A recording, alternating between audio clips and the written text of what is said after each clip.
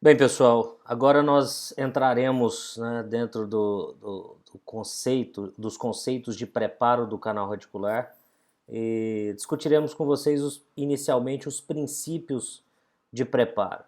O preparo do canal radicular é uma das etapas importantes dentro da endodontia e que complementa, né, todas as outras, como o acesso coronário, que já foi discutido no módulo anterior, e a obturação do canal radicular, que nós vamos discutir posteriormente. Então a endodontia ela é composta por diferentes fases, né, da sua execução, e uma das fases intermediárias é o preparo do canal radicular. O nosso objetivo na endodontia sempre é manter saúde periapical ou devolver condições ao organismo para reparar naqueles casos em que houve algum tipo de alteração daquela região. Nós vamos discutir com vocês depois sobre os problemas relacionados à infecção do canal radicular, mas dentro de um conceito inicial, é importante entender que nós precisamos manter saúde na região periapical, eliminando a infecção do canal radicular ou removendo um tecido inflamado nos casos de polpa vital.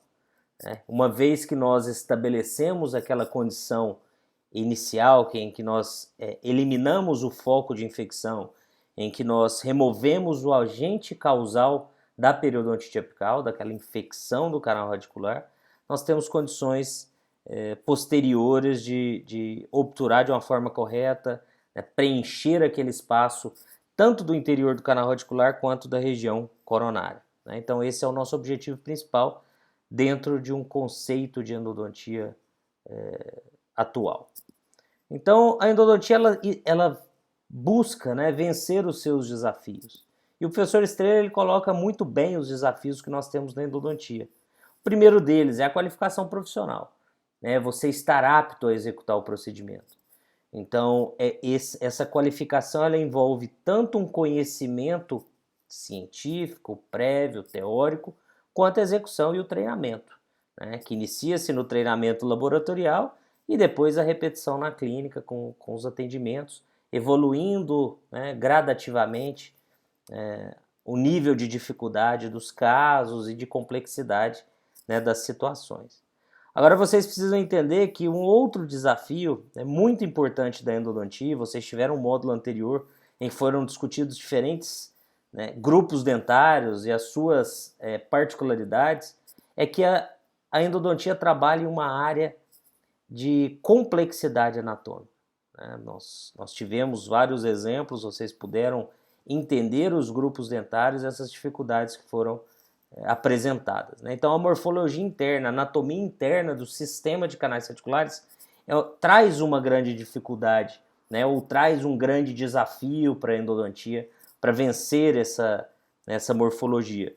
Porque não é só a morfologia, que não é só a anatomia que traz essa complexidade.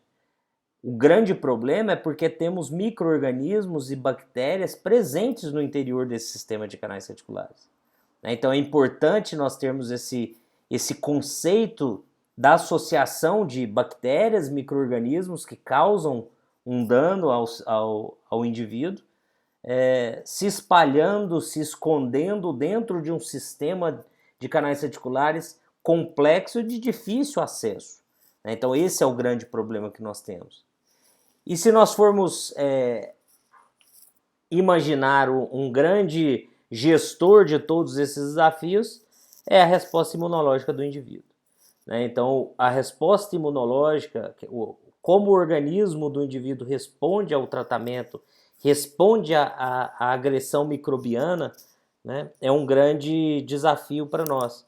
E por isso vocês vão, na vida clínica de vocês, se deparar com casos de endodontia muito bem executados, dentro dos padrões ideais, né, utilizando a técnica ideal, que muitas vezes não obtêm o sucesso, né, por ter um paciente imunocomprometido, com algum tipo de doença sistêmica ou condição sistêmica que pode dificultar o reparo. E ao mesmo tempo vocês vão perceber e vão encontrar casos de tratamentos mal executados, né, que não obedeceram os padrões ideais e que houve sucesso no tratamento. Ou seja, o organismo ele respondeu bem naquele tratamento que tecnicamente não foi bem executado. Então vocês vão poder observar esse tipo de situação na vida clínica de vocês, que relaciona-se a esse grande gestor que nós temos, que é a resposta imunológica. Assim, se um dos nossos objetivos principais na endodontia é manter saúde periapical, ou seja, é promover o reparo daquela região, nós temos que entender quais são os fatores do tratamento endodôntico que vão afetar esse reparo, né, que podem levar a um melhor reparo, a um resultado, né, melhor para o paciente.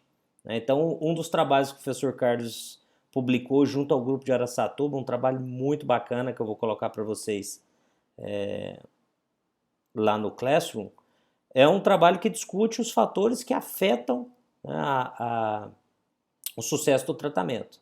Então, quando se pensa em fatores terapêuticos, ou seja, existem os fatores sistêmicos, né, que são discutidos no artigo, mas aqui especificamente pensando nos fatores terapêuticos dentro da técnica que podem interferir, o preparo do canal radicular é um desses fatores.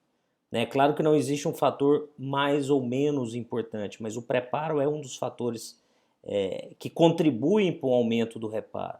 E associado ao preparo, nós temos o uso de uma solução irrigadora ideal, que nós vamos discutir com vocês. Nós temos o uso da medicação intracanal também, para combate aos micro-organismos em casos de infecção. O material obturador, como é realizada a obturação, que é o selamento após o preparo do canal radicular, e inclusive o limite apical de obturação, que está intimamente linkado ou ligado ao limite apical de preparo. Então nós vamos discutir esses princípios, e um dos princípios é esse limite apical de preparo que nós vamos trabalhar. Então o preparo do canal radicular e vários dos fatores relacionados, ou utilizados, das técnicas utilizadas durante o preparo, estão vinculados ao reparo apical. Mas é claro, como eu falei para vocês, nós temos uma tríade ou uma sequência de tratamento que tem uma relação direta. O professor Júlio discutiu com vocês sobre a abertura coronária. Então é importante entender a anatomia do dente e como eu vou realizar um bom acesso ao canal radicular. A partir do momento que eu tenho um bom acesso ao canal radicular, nós promovemos a sanificação, a remoção do material, de dentro do canal, e nós vamos falar sobre isso também. A modelagem do canal radicular, o limite que eu vou estabelecer de preparo, para que aquele canal radicular esteja pronto para receber a obturação, que é o selamento. Após a sanificação, eu preciso manter aquele canal radicular limpo, preenchido, para que não haja uma recontaminação. E a obturação, quando a gente fala obturação do canal radicular, nós temos que pensar em vedamento do canal radicular, mas linkado sempre à restauração. O vedamento, o selamento coronário também é importante, e isso vai ser discutido com vocês. Então lembrem-se que as etapas elas estão interrelacionadas. Se eu não realizo uma boa abertura coronária, eu não vou conseguir ter um bom preparo. Eu vou ter dificuldade no preparo. Ou mesmo que eu tenha uma boa abertura, mas eu tenha dificuldades, eu tenha negligências e um preparo mal executado, a minha obturação também não será satisfatória. Então, todas as etapas estão interligadas e são importantes para a gente atingir o sucesso do tratamento. Então, quando pensa em preparo, nós temos duas condições básicas. Isso nós vamos explorar com vocês em momentos oportunos. Mas nós temos uma condição em que a polpa ainda está viva, você abre, ainda existe a polpa coronária dentro do dente, e nós vamos lidar com tecido inflamado. Então nós temos um tratamento em um dente vivo, vital. E uma outra condição é quando você tem infecção do canal radicular. Então já houve uma necrose, aquele tecido entrou em colapso, ele já não está mais vital, viável, e há uma colonização daquele sistema de canais radiculares por micro-organismos. Então essas duas condições, elas são importantes no momento que nós formos discutir a medicação intracanal, ampliação ampliação do sistema de canais radiculares. Mas é interessante também entender que as etapas ou a sequência técnica é a mesma. Primeiro ponto que eu preciso, um bom acesso. Então eu preciso acessar esse sistema de canais radiculares, seja na polpa vital ou na contaminação. Eu preciso promover um esvaziamento, eu preciso remover aquele material de dentro do canal radicular. seja um tecido vital, uma polpa vital já inflamada, ou um tecido contaminado, né, a presença dos micro-organismos dentro do canal reticular.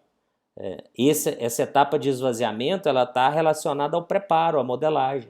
Então, não só remover o material de dentro dos canais reticulares, mas também preparar esse sistema de canais reticulares, limpando aquelas paredes, removendo esses tecidos da anatomia complexa que o professor Júlio discutiu com vocês, né, modelando o sistema de canais reticulares para receber posteriormente a obturação.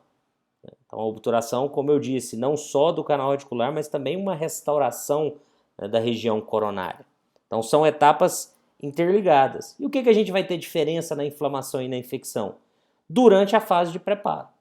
Então, eu preciso, em canais com infecção, promover uma limpeza, não é simplesmente remover o tecido pulpar, mas eu preciso não só remover aquele tecido necrótico do canal principal, mas promover a sanificação do sistema de túbulos dentinários, das ramificações, que foi tão bem discutido com vocês, né, no módulo de anatomia interna e abertura coronária. Então nós vamos ter aí duas situações. Uma situação em que a polpa está vital, como eu disse para vocês, então nós vamos remover aquele tecido pulpar, seja numa condição de polpa, né, inflamada, um tecido já mais fibroso, ou uma polpa mais liquefeita, ou numa condição de infecção, em que você tem nas paredes, nesses túbulos dentinários, a presença de colônias microbianas. E qual que é a tranquilidade desses micro-organismos dentro do canal reticular? Uma vez havendo a necrose pulpar, nós não temos mais células de defesa, nós não temos mais mecanismos de controle, de combate a essas bactérias.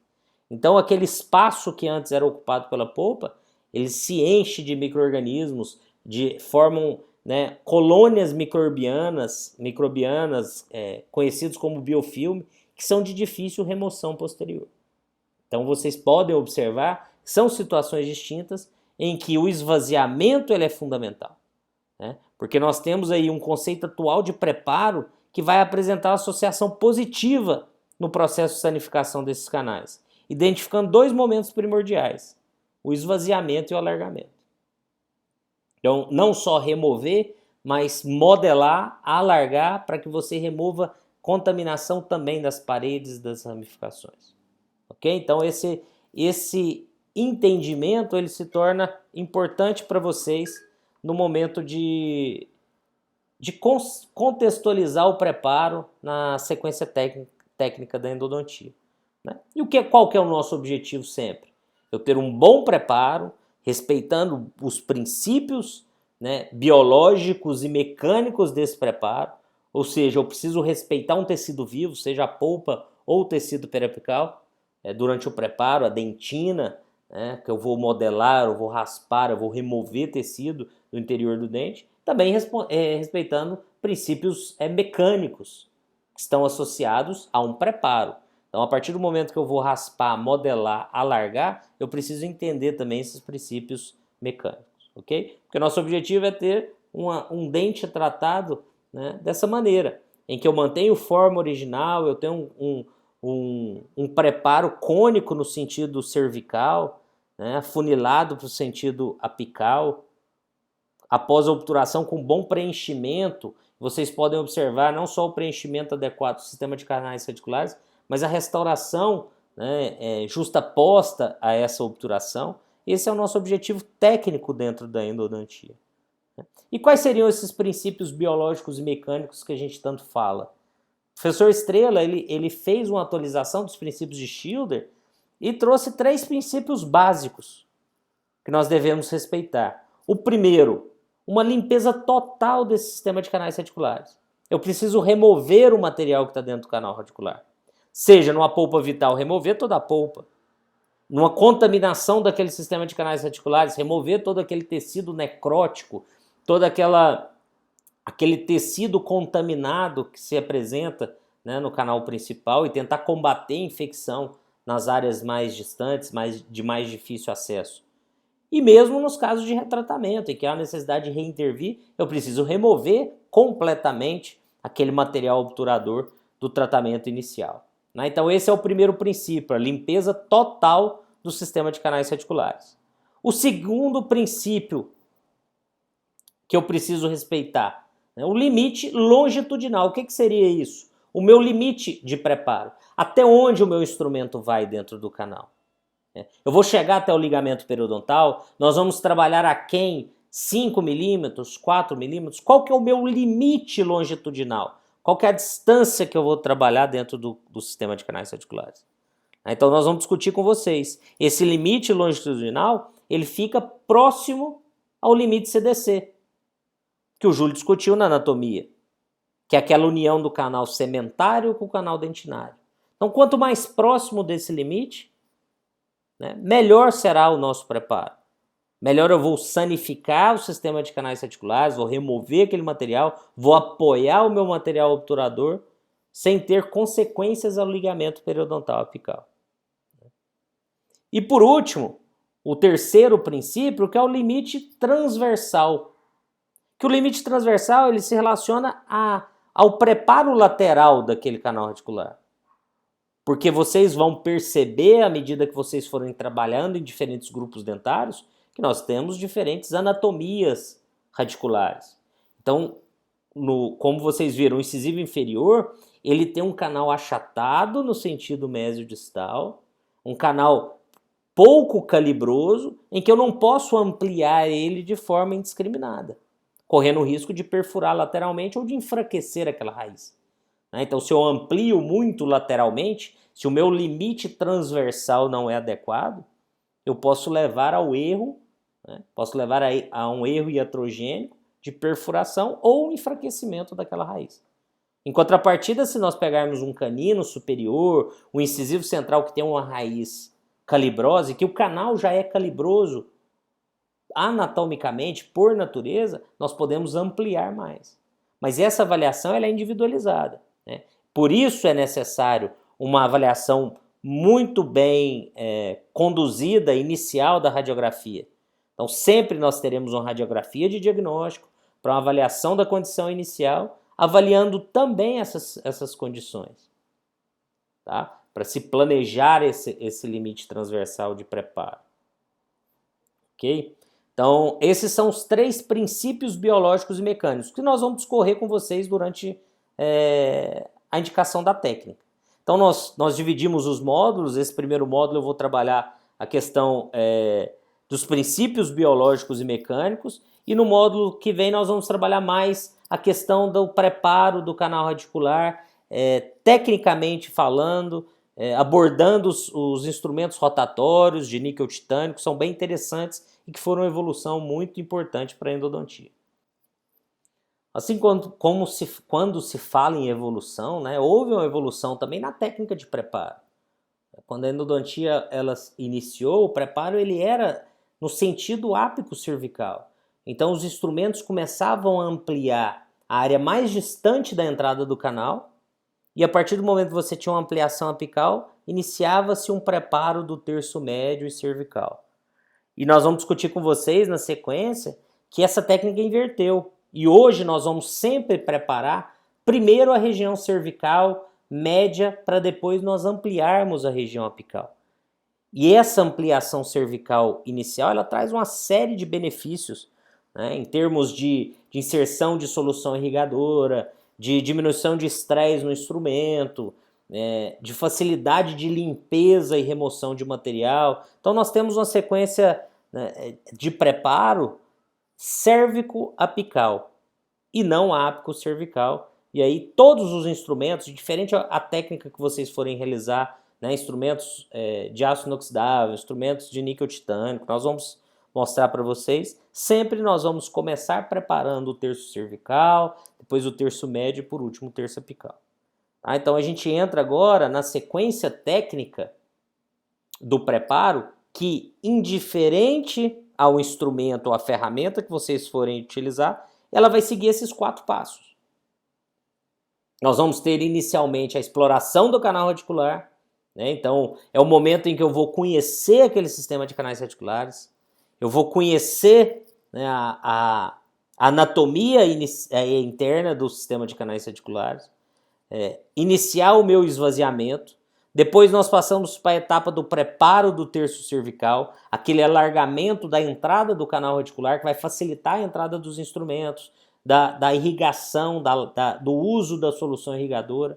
Depois eu vou definir o meu preparo apical, até onde eu vou dentro do canal radicular, que é a odontometria, que é a definição do comprimento de trabalho. Né? Se eu vou entrar com o meu instrumento 5, 10, 15, 30 milímetros. Vou mostrar para vocês também, nós vamos discutir como realizar a odontometria. E por último, o preparo do terço apical, que seria a modelagem apical do canal radicular.